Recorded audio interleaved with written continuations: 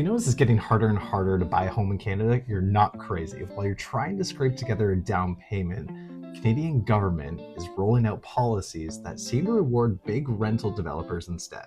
Today, we're breaking down exactly how the government is incentivizing rentals and why it feels like homeownership is becoming a privilege, not a right.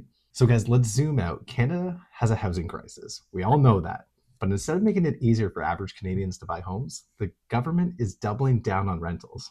Why? Canada needs over 3 million new homes by 2030 just to restore affordability. Now, what does that say? Home prices are still outpacing incomes. Most new builds today, purpose-built rentals, not starter homes for you. And the government isn't just watching it happen, they're funding it. So what's that look like? CMHC's Multiple Unit Mortgage Insurance Program, CMHC, Canada Mortgage and Housing Corporation, insures mortgages for rental construction. This makes it cheaper and easier for big developers to build rental units. You don't get that when you're trying to buy a detached house or even a semi-detached house or even a condo. Federal financing for rental housing, the rental construction financing incentive offers billions in low interest loans to developers, but only for rentals. Example, if a developer comes in and builds a unit, they get a 50-year low interest government loan, but the average buyer, like yourself, you're locked into 25 years at a 6% interest rate. Also, they're removing for builders the GST on purpose-built rentals as of 2023. So as of late 2023, the government removed GST from all new rental construction. What does that mean for big developers? That's a 5% savings only if you're building rentals. Now, there's no break like that for the first-time home buyers like yourself. It says right here, we have $401,000. Jackpot. You missed it. That says you have a 401k account. So why would the government prefer rentals and rentals to be built? Well, for one, it's a quick win. Rentals can house more people per square foot.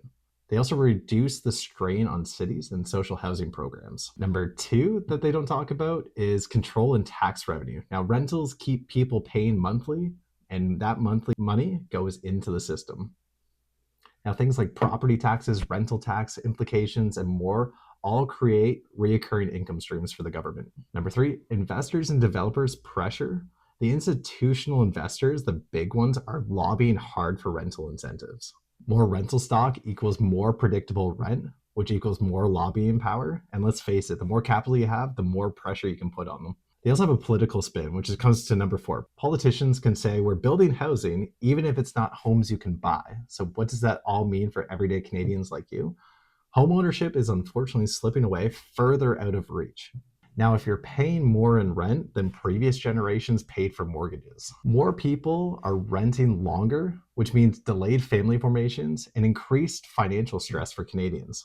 Buying is now reserved, it seems like, for those with generational wealth, massive income, or just kind of pure luck at this point. Meanwhile, while rental prices are still climbing and you're funding this with your tax dollars, be aware of where the incentives go. The government isn't neutral. It's funding the rental economy while ignoring buyers. So look into house hacking. I'm a huge fan of this. Duplexes, basement rentals, or co-buying with your family are creative options to get around this trap to get you into the market. You can also vote for housing transparency.